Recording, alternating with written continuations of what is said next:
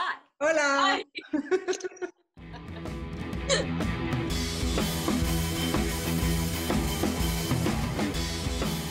Hi, I'm Lenora. I'm the creator of The Bitchy Bookkeeper. Hi, I'm Isabel, founder and firebrand of the Operating Spark. Hi, I'm Kristen Tetzi, author of The Age of the Child, and we are the three founding non-mothers of Childfree Girls. We're also here today with author Joanna Rose. She is the author of the award-winning Little Miss Strange and most recently, A Small Crowd of Strangers. And I cannot help but notice the repeating word strange. I'm curious about that.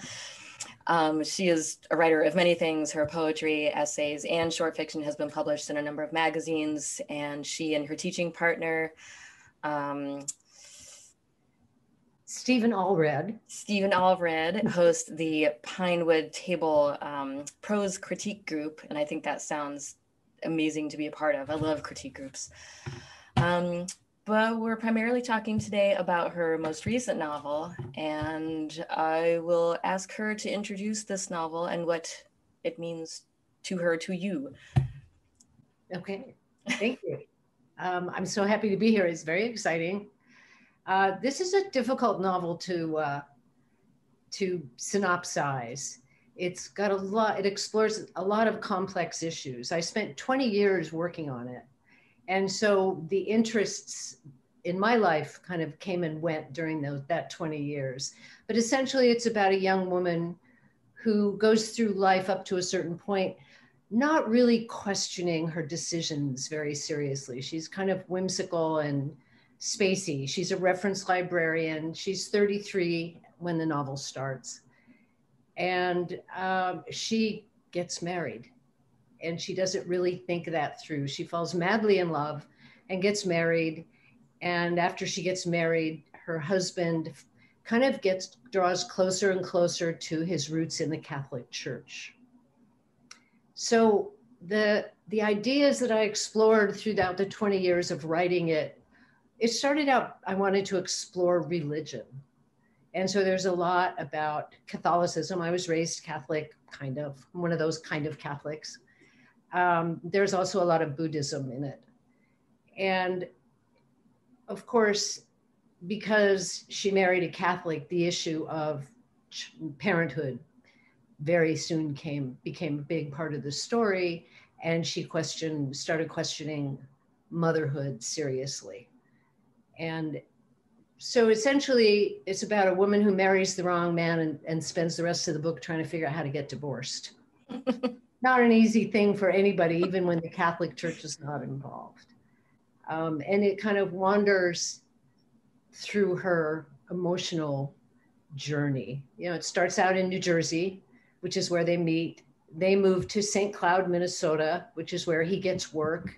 And then the third part of the story is set on the far west coast of Vancouver Island, which is where she goes to think about her sins, so to speak. And so it's very much a journey. And it's also kind of a coming of age novel, even though she's pretty much a middle-aged woman at that point. And it's a religious quest.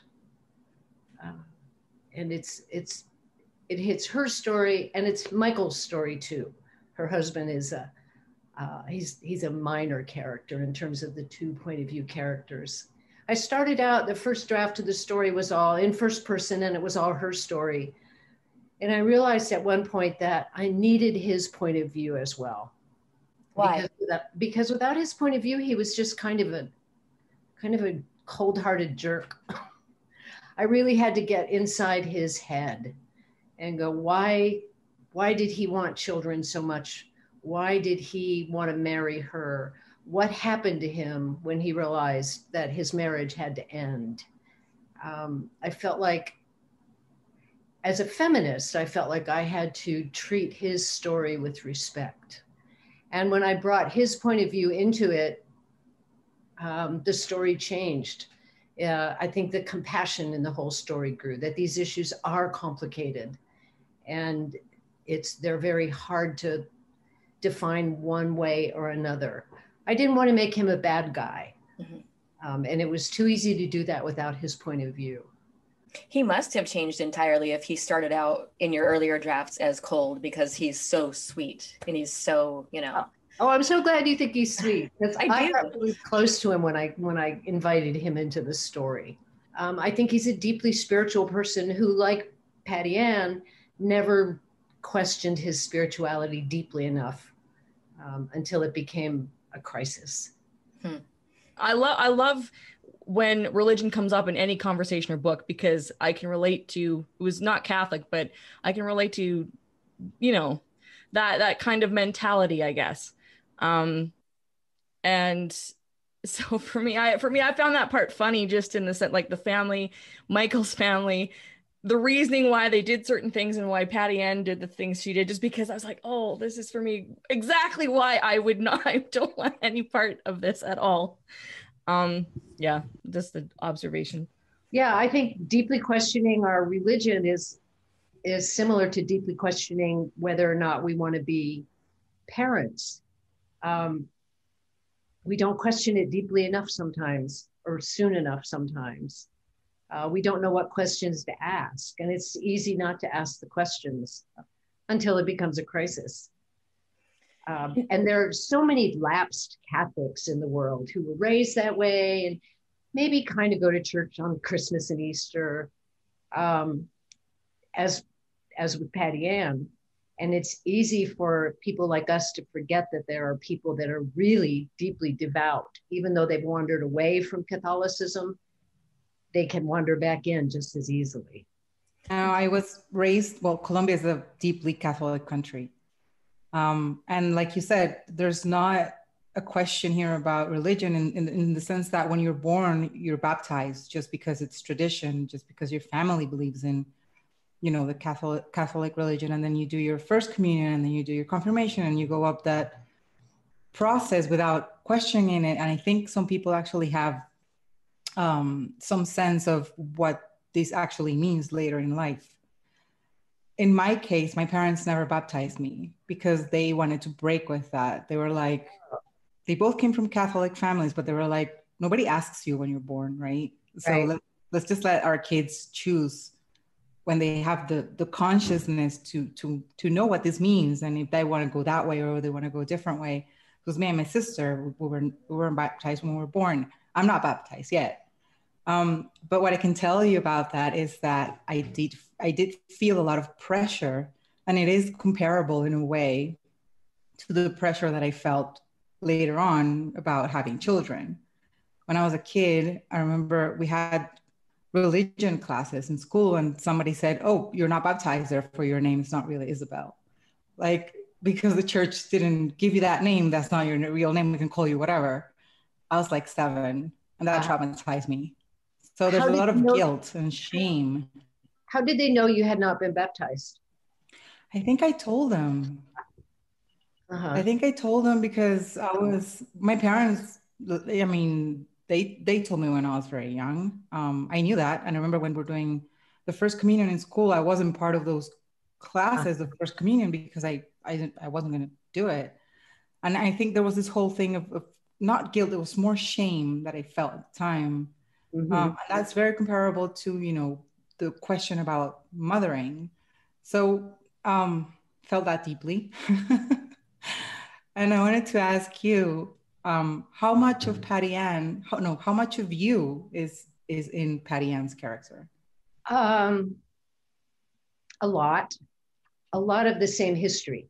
We have similar family dynamics, family of origin dynamics.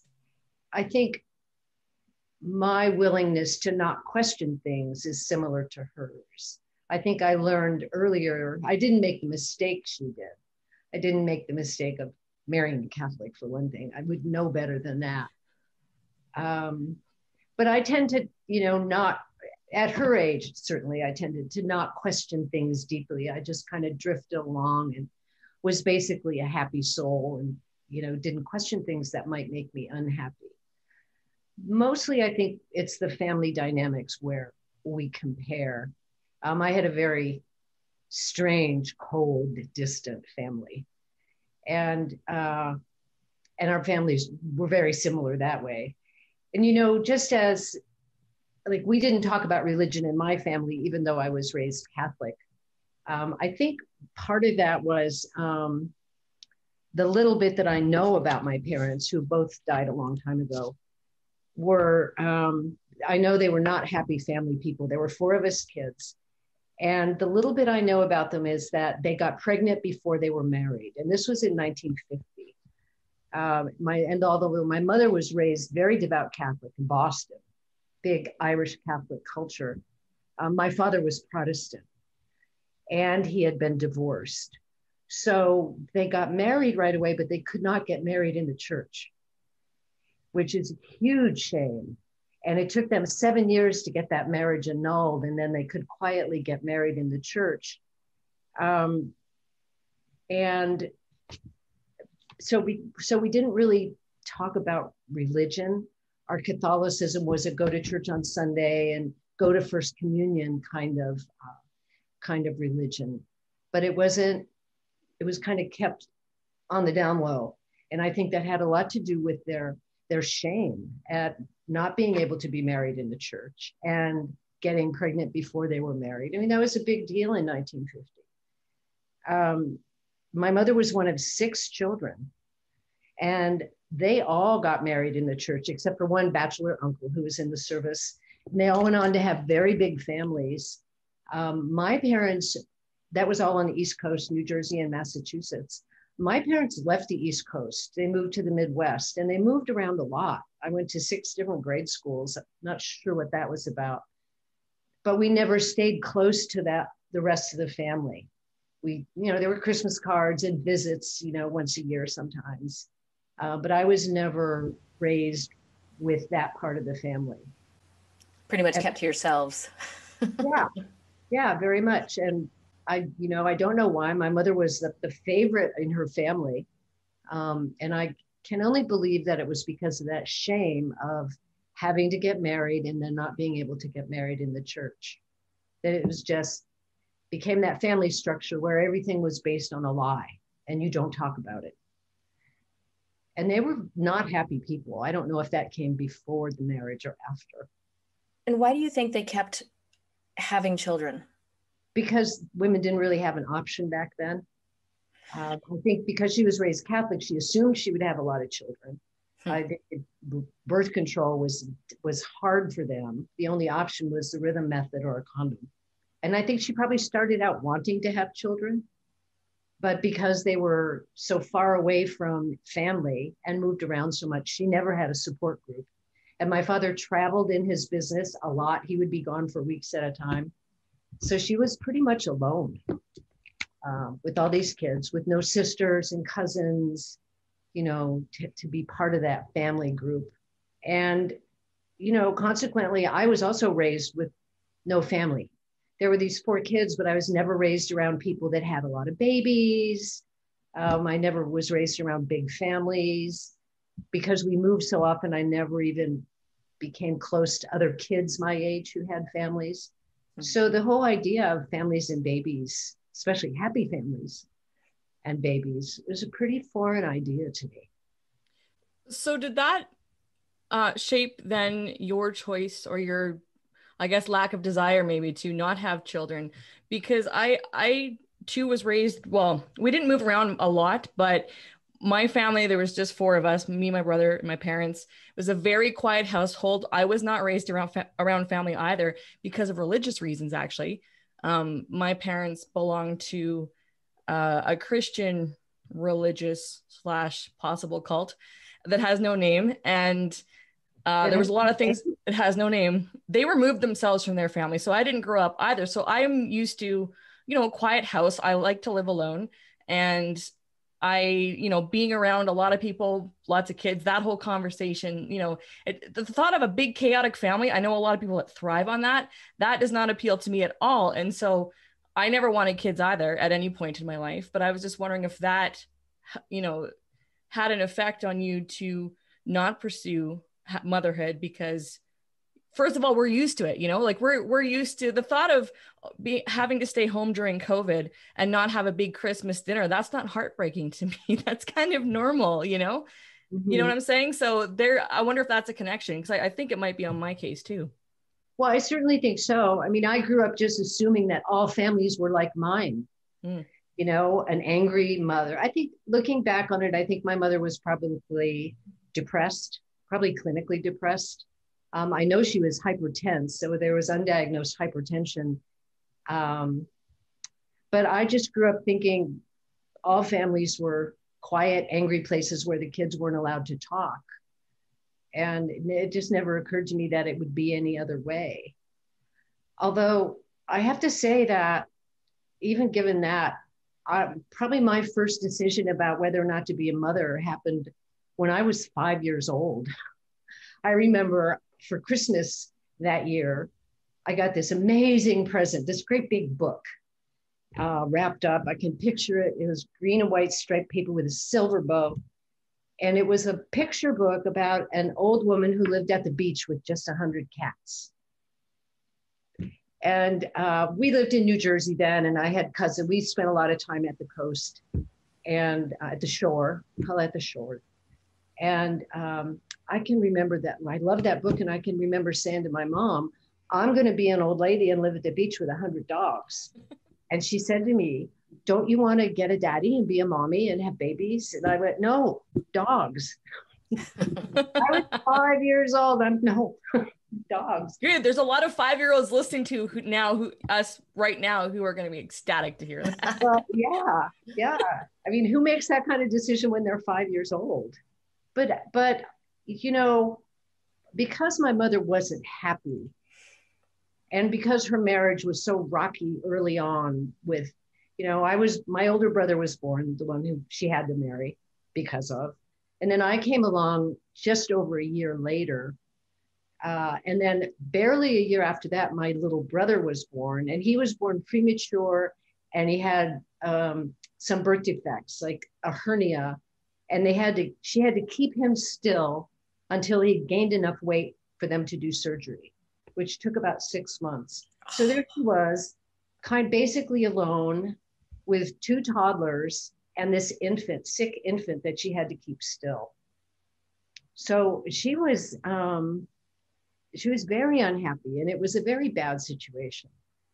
And I always knew she didn't like me.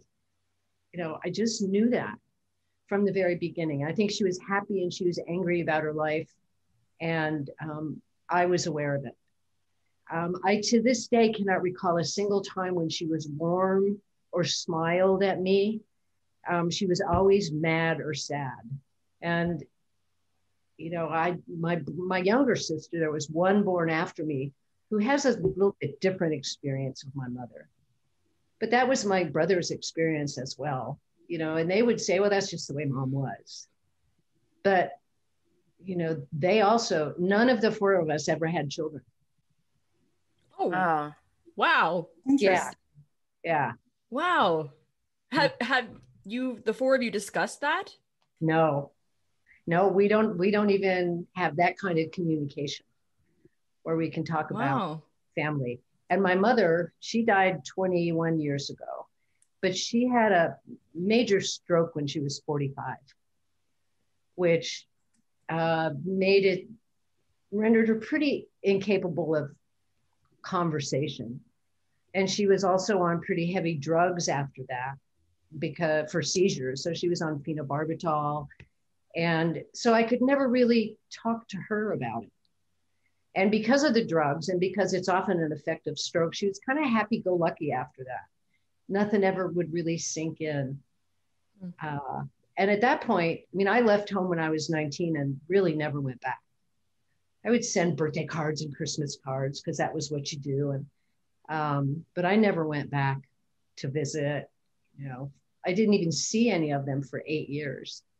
Do you know if your siblings went back to visit your mom at any point? You know, my younger sister stayed there. Oh, okay. She still lives in that same town where they ended up. My older brother left a couple years after I did, and he never went back or gotten back in touch with the family at all. He just cut ties completely. My younger brother also moved out to the West Coast near me, and he just recently moved back there, but no, they all just scattered and stayed away. very minimal contact. You know, we all got back. My younger brother and sister and I, we all went back there when my father died, which was about 35 years ago. And that was so weird. There was this funeral and cousins from the East Coast came. My mother's kid, a couple of her siblings brought their kids. And I met my cousins for the first time. And I'm like, there's 20 of them. And I've only met a couple of them ever. And it was so odd. They were so oddly familiar. It was very appealing. It was very interesting. You know, I think one of the things that I found so oddly appealing was they looked so familiar. Mm. You know, they looked like kind of like we looked, and there, you know, those certain kinds of gestures that happened through blood. And I was cool. Kind of amazed by it.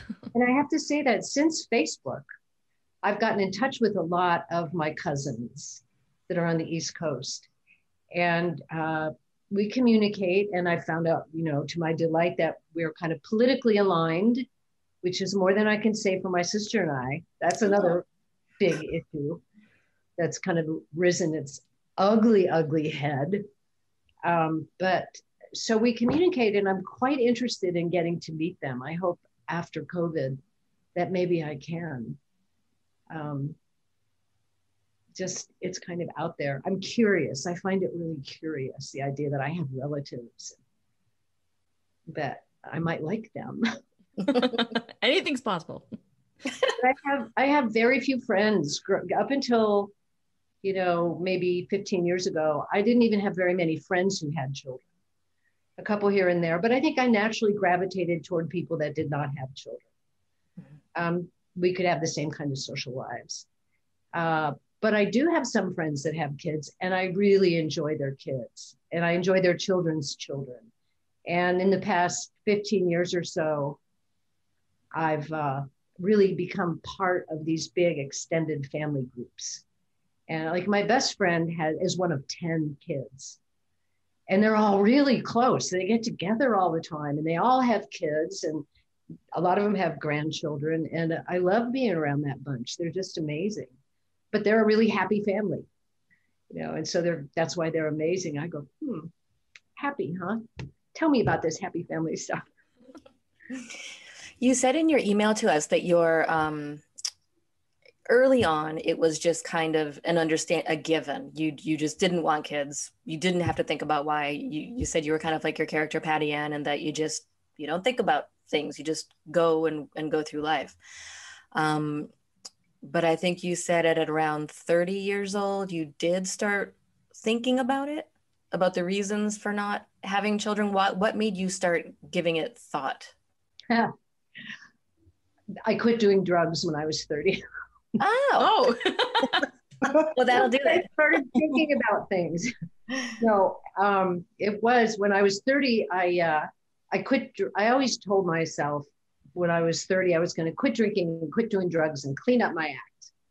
Because growing up in the 60s and early 70s, I liked doing drugs, and I always worked in bars, and there was a lot of partying, and I kind of knew that wasn't a really viable lifestyle. So I always told myself 30, I'm going to clean up my act when I'm 30. And I did. And I was quite surprised at how hard it was. So I started seeing a therapist.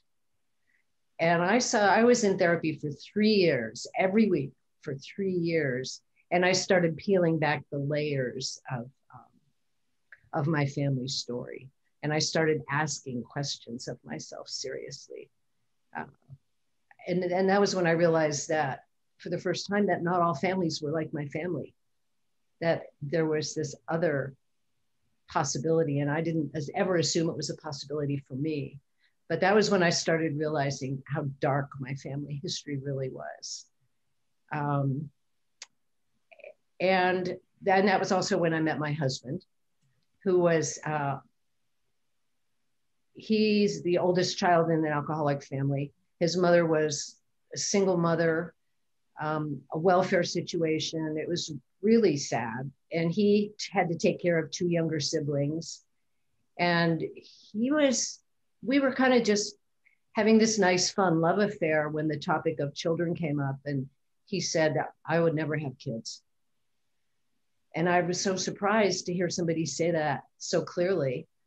And I realized, oh, I could marry this guy. He doesn't want kids either. And we did. We got married 3 years later. So I just moved into that no kids kind of, I built my life around not having children. And it was easy. You know, I still sometimes wonder, you know, would I have made a good mother? But I don't wonder that for very long. It's pretty easy to know, no, I wouldn't have, you know, that the anxiety and the fear and everything that gets built into you when you're a child, that's still there. And I can easily look back and see the mistakes I would have made as a mother. I don't dwell on it because I believe I made the right decision for me. And, you know, it's not because I'm committed to my education or career or travel. I'm essentially a lazy bones. You know, I am. I like my quiet home and my dogs and my reading and my writing. But I love being around my friends' families, you know, and I love kids. About 20 years ago, I started working as a teaching artist in the schools. And that was my full-time work for 20 years, working with kids of all ages in classrooms and at art camps. And I love kids. I was quite surprised when I started spending a lot of time around large numbers of children. They amaze me, they delight me, they fascinate me. They teach me things. Just, you said, what, you know, I'm a really good teacher, which I was surprised to find out. I'm a good teacher to work with little kids. So that was exciting to realize. I'm really sorry that my siblings didn't have children. I wish there were nieces and nephews in my life, because I know a lot of people that don't have kids who do have that family experience of kids. And I am sorry about that, because I do love being around kids. When I'm at the beach and I see big family groups and I know, oh, they're having a they rented a big beach house and the whole family is getting together, that makes me kind of sad. And I'm aware of an absence there. And it's probably not for kids so much as family, if that makes sense. There is, you know, a difference there for me. Do you think they wish you had had children so they could be aunts and uncles? I think my sister probably wishes that. She stayed living in a very small town, and family is very important in that culture. And I think the fact that she didn't have kids is probably not something she's as easy with. She has had stepchildren. She does have stepchildren that were kind of around the edges of her life from marriages that, you know, other marriages. But yeah, I think she wishes that her life could have turned out differently. I do have a question, but I want to ask it to the three of you. So Isabel, if there's something you want to ask, go, because I can ask it later. But there is something I want to ask the three of you. Now, I just want to, like, circling back to your book. You did mention, and I had read this on your website, you published your first novel on 1997, if I'm not mistaken. And then this one came out, was this year or last year? Just this year. This year. What happened in this gap of time? Because you said it took you, you know, this time to like review your book. And then, so I imagine there was, I mean, I'm just curious about why it took you so long to get this book published. Partly because after Little Miss Strange came out, I became really curious about other literary forms. And so I spent a lot of time working on short stories, essays, and poetry. And I did that kind of systematically. I spent 4 years doing nothing but studying poetry and writing poetry and publishing a lot of poetry. Right now I have a poetry manuscript that I'm getting ready to edit for a second time. Similarly, I spent quite a bit of focused time working on essays and published quite a few of those. And the same with short fiction. So I was writing the whole time, but I just wasn't as focused on publishing a book or a collection.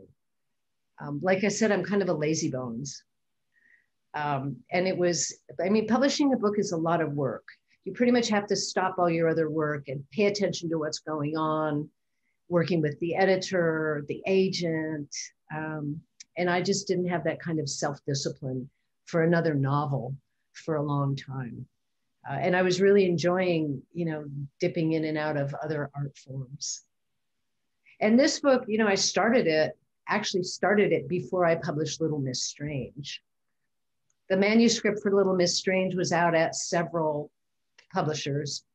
And I remember I got a manuscript returned from Viking Penguin with the note that they didn't want to publish it. They didn't think anybody would be interested in a hippie story. And whatever. Right? So I kind of just tossed the manuscript in the corner of my bedroom and said, well, I'm just going to work on this other book that I'd had an idea for already. So I went back to my desk and I was kind of looking at some ideas for this book and some paragraphs I'd already written. And then, like, not half an hour later, the phone rang, and it was Algonquin saying they wanted to publish Little Miss Strange. So I suffered half an hour of rejection. Oh no, that must have been terrible. Oh my goodness. It was. So I worked on this book for maybe a couple years, and then put it down for a few years while I was working on essays. And then I'd pick it back up for a while and then put it back down. At one point, my computer crashed and the disk was corrupt, so I had to start completely over. Ew. Yeah. So what was it about that story? Because after so much time, every now and then there is a project that you just think, okay, this isn't what I thought it was going to be. I've kind of lost interest in this over the years as I've grown and as these characters have changed in my head. What was it about that story that held on to you for that long and made you so committed to tell that story? Yeah. I think the main thing that I kept coming back to is this idea of how you live with regret. And Patty Ann did some really terrible things that had terrible repercussions in other people's lives. And she did it not because she was a bad person, but she just wasn't paying attention. And I think that's a really big thing, to live with regret and not get into despair. And I think that was the story I kept wanting to go back to. Because we all live with regret. We all have to learn how to live with looking back and going, I wish I would have behaved differently, or I would have done something else there. And the idea of exploring religion was always fascinating to me. Mm-hmm. I spent 3 years just studying theology really deeply, taking college classes and going to different churches and hanging out with these really cool elderly nuns that I met. Really. I think you and I would be best friends. There's so much about what you say in that type. And I'm like, yes. Oh, so many things, so many discussions I would love to have about many things, but religion specifically.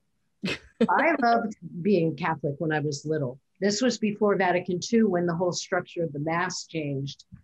But when I was little, I thought going to Mass was just lovely. The Latin chanting and the music and the priest with all the robes. And you could just sit there and listen to stories, gospel stories, and everybody would get all dressed up. And this happened every week. I loved it. My church was so boring. None of that happened. I liked going to church goodness. Catholic. I always had to go to Catholic church Mass for whatever. It wasn't constant, like I mentioned, and I hated it. I didn't feel welcome, I felt like I was completely out of place. See, I was so enchanted by the trappings of the liturgy that I think I never considered the fact of belief. I don't think I ever had a serious belief in God any more than I wanted to be a mommy. I was just kind of like, oh, this is so cool. Oh, now they're going to light incense. Oh, bells. Very much communion, though. You had the right to go up there and take communion. Mm-hmm. I didn't. So everyone like stood up. I was like just sitting there waiting for everyone to come back and sit down next to me again. Yeah. No, I was just into it with no sense of belief or conviction. From your perspective now, what have you thought about more when it comes to the thought about motherhood? You know, that you've had more time to think about it and explore it deeply. Because, and I ask this because we speak to, and individually I speak to a lot of younger people, 20s and 30s, who have these lists of reasons why they do not want to have children. And they're all valid. And as we know, as our perspective changes as we get older and we look at things clearer, with life experience, I want to know for those listening, like what changed? Is there anything specifically that you have thought a bit more? And do you think maybe you would have made a different decision based on what you know now? I do think more, and realize more and more that I would not have made a different decision. Okay. That I almost accidentally made the right decision. For me. So we don't really know why we make the choices we make until later down the road. And it's like, oh, good thinking, you know? Yeah. I mean, I did a lot of, research into why women don't have children. And it was all, pretty much soulless numbers. There really isn't good research on why women don't have children. But the more I started poking around, thinking of my friends my age who don't have children, I realized the stories were more relevant than the numbers. And if you look, as you do, every woman who decided not to have kids has a story about why. And you kind of have to peel back the layers of that story to find the different reasons why. And they add up to the right decision or the wrong decision. I mean, I made my decision based on the fact that I didn't think it looked like fun. Puppies in the beach. Yeah. I mean, I have one aunt on my father's side, my Aunt Mimi, on whom I based Miss Mimi Stein, who's one of my favorite characters in the book. And she was very like my Aunt Mimi, who never had children. And I asked my mother at one point when I was about 8, why doesn't Aunt Mimi have children? And she said to me, Aunt Mimi doesn't like kids. And it turns out, I found out years later, when I was in my 30s, when I started spending a lot of time with Aunt Mimi, that she couldn't have children and that she very much wanted to have children. And it was a great tragedy in her life. But that not being able to have children was such a shameful thing in my mother's age that it wasn't discussed. And it was easier for my mother to say, Aunt Mimi doesn't like kids. What I took from that was, I mean, I felt bad that she didn't like me, but I thought all grownups didn't like kids. That was my experience. What I did understand was, oh, you mean you don't have to have kids? Cool. And she had this beautiful home and she was a very glamorous person. And I looked at that life and thought, okay, that makes sense. You don't have to have kids. And I was, very young when I learned that lesson. I also have to say, I spent a lot of time, I was a reader very early on. And one of the most important books I ever read was Alice in Wonderland, which is still, I've researched that book so many different ways, so many different times. And that is not a good book for kids to read. It's not a children's book. The grown-ups in that book are all evil or stupid. And, Alice is always trying to get away from them and successfully. And because she can, she has a lot of great adventures. And there's only a couple babies in that book and they're not treated well. That book had a big influence on me. I had a rich inner life. I spent a lot of time alone, wandering around in the woods or out in the fields around our various houses. So I had a very rich inner life. And I would take this information I got from places like Alice in Wonderland and My Poor Misguided Mother, and I would incorporate it into my worldview. Oh, you don't have to have kids. Oh, grown-ups are very smart. It's all true though. It is, yes. And maybe Alice in Wonderland is good for, I mean, it could be books like that paint adults as dimwits or as evil, might also be a way of teaching kids to want to grow up and go off on their own instead of clinging forever to their parents. Because if parents aren't teaching their kids that, someone needs to teach them that this is your life. You are not meant to be at your parents' boobs for the rest of your life. You know, this is about your own adventure. Yeah. Well, you know, you're right. It's so many of the books that I grew up reading don't have a strong family unit involved. No, the parents are kind of just, you know, womp, womp, womp. Like movies Charles do Schultz. that too. Movies do that. The Goonies or any of those old movie classic, Home Alone. The parents are flighty. I mean, but they're fairy tales. Fairy tales, the parents are always evil. They're either giving their kids away or, you know, you're the third child, you don't get anything. Just arbitrary, unfair. Yeah. And girl heroines in books are always heroines just in spite of their parents. The parents are out of the picture. You know, Harriet the Spy, and you know, even Nancy Drew. Nancy Drew didn't have a mom. She had a glamorous dad who was never around, and she and her girlfriends had all the fun. Yeah. Can you picture Nancy Drew having babies? No. Oh, no. Oh, I would ruin her forever. No. Please don't write that anybody that's listening. I mean, that she was as make her child free. Are we giving our girls mixed messages? And, you know, with all those, I mean, children's and young adult fiction has changed.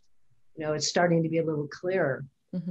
But I think that certainly when I was growing up, there was a lot of mixed messages about motherhood.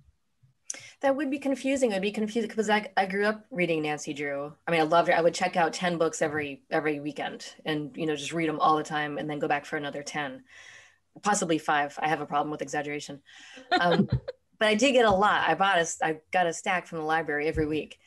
And so to grow up reading that kind of girl, and then to receive all these messages from other media that contradict that individualism and that independence by kind of putting you in this motherhood wife slot does make for a sort of unsettled position, you know?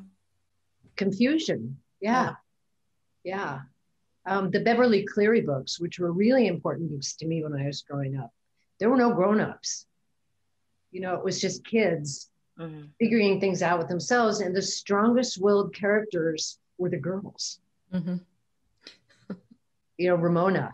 Yeah. One of my personal heroes. Pippi Longstocking. I love Pippi Longstocking. She was great. Yeah. Madeline, who lived in the museum alone, or lived in a Astoria alone. Girls rule.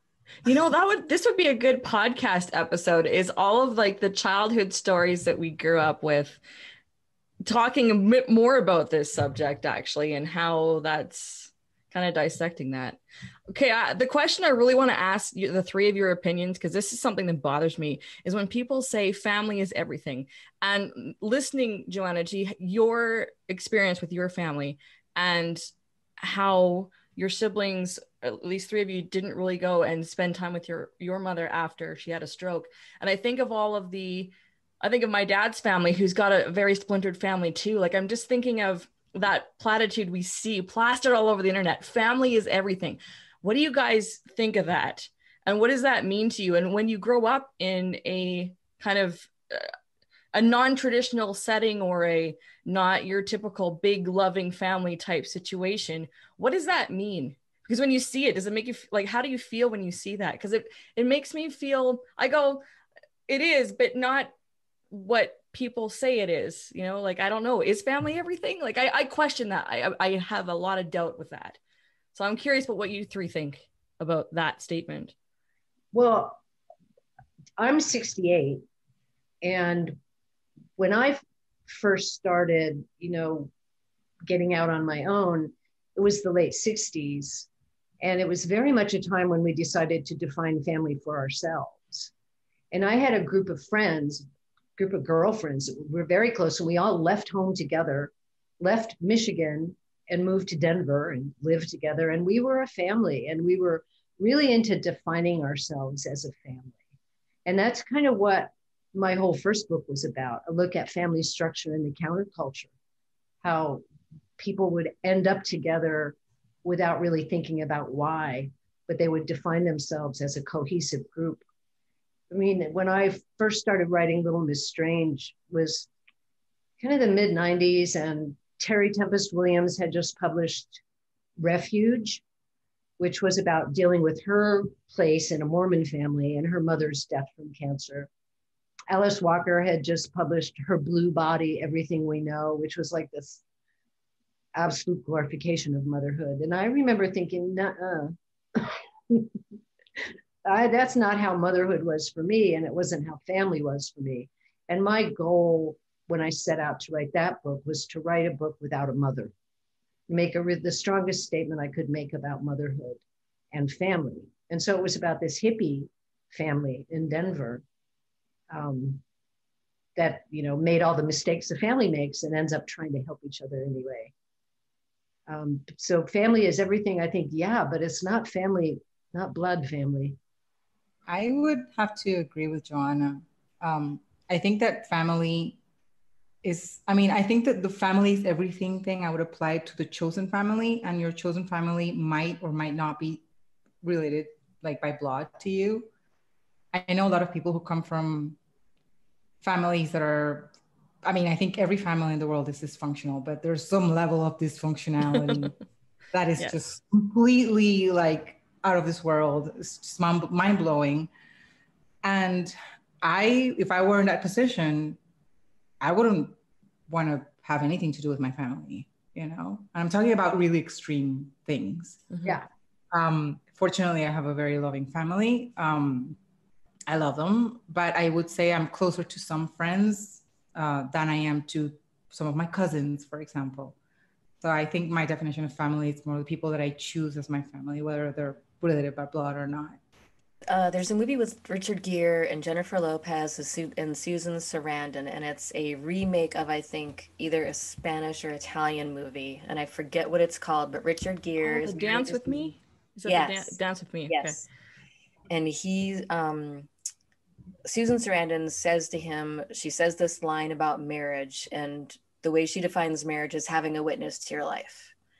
Oh. And I've never forgotten that, because it made so much sense to me. And I think if you go by the traditional idea of family, I agree with all of what's been said so far. As if someone says family is everything and all they're talking about is blood, I mean, it's about as annoying as when, or it makes about as much sense as when, you know, people have really, really bad relationships with their mother. Usually it's the mother that people say this about. They don't seem to say it about the father.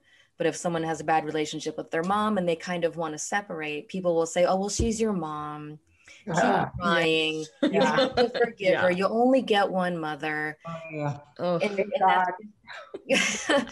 And whoever that person is in your family, I mean, to say that just because they are related to you by blood means that it should mean something is ridiculous. But I do like the feeling that I had with my dad before he died, and that I have with my sister, and that I have with my husband, and that I have with a friend I've known since I was 9 years old. And that's someone who has known you for a long time, someone who is intimately connected to you in some way, and who, I mean, really, if I had nobody like that, who would care if I had some kind of experience that I wanted to share? Like, oh my God, you'll never guess what happened today. If you don't know me, you don't care what that is. I mean nothing to you, you know? And it's nice to have those people in your life who care about you enough to be interested in your stupid stories, and to be interested if something bad happens, and to be interested when something totally fantastic like Algonquin calling happens. You know, you want someone who cares. Yeah. And I more and more appreciate the history I have with my extended family. There are people that I've known since, I'm still best friends with my best friend from junior high school. And she lives out near me now. We went to high school together in Michigan, and she moved out here not too long ago. And that history is so important to me. You know, she's been a witness to my whole life, you know, crazy things we did and great things that we did 50 years ago. And that's so important to me, to feel like there is somebody here who was there then, Mm-hmm. you know, that's been there for my whole life. That idea of them being a witness, I think that's a really beautiful idea. Yeah, I love that line. Yeah. Whereas you ask any number of kids in a given family about something that happened, they're all going to have different stories. It's like, Totally. we're all witnesses, but to different families. What's that about? I think that is a beautiful place to end this. Time's out perfectly. Oh. Joanna, thank you so much. Thank you so much. This has been such a wonderful conversation. I'm really glad that we got to have it with you. Well, thank you. And thank you so much for what you're doing. I think it's really exciting just to have these different conversations, because like I said, every story is different. Every story is so rich. And I think that's really, I'm glad you said that. You had said that earlier about, acknowledging stories. And I think a lot of people feel like it's, well, what's spectacular about my life, or why would I want to share? Like, who's going to listen? There's those doubts that we have as to why should we even bother. But yeah, everybody has something to say or something to share. And I'm glad you said that. It's really heartwarming, because it's important for people to realize that. Yeah. Joanna, do you have a website or social media platform that you can share with our audience so they can follow you and go look for you in your book? Yes. JoannaRose.xyz. And there's another one that's JoannaRose. I can't remember. I'm in the process of changing websites, but JoannaRose.xyz, you'll get to both of them. I love XYZ. Awesome.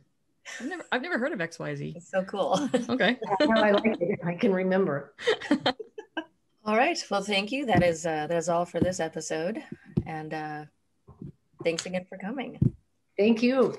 I'll see you again. Absolutely. I'll see you anyway. Okay. Thank you.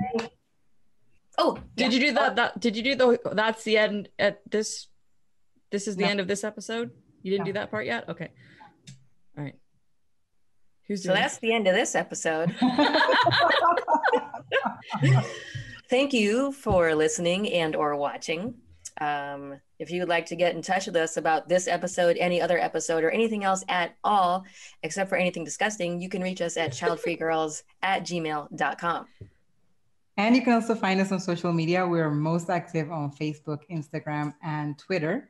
We're also on Pinterest. Just search for @ChildfreeGirls. And we're also on Amazon. You can find a copy of our book, Comfort Food for a Thought, Childfree Girls, Comfort Food for a Thought, sorry, right behind Lenora. It's our first book, hopefully not our last. It's our best.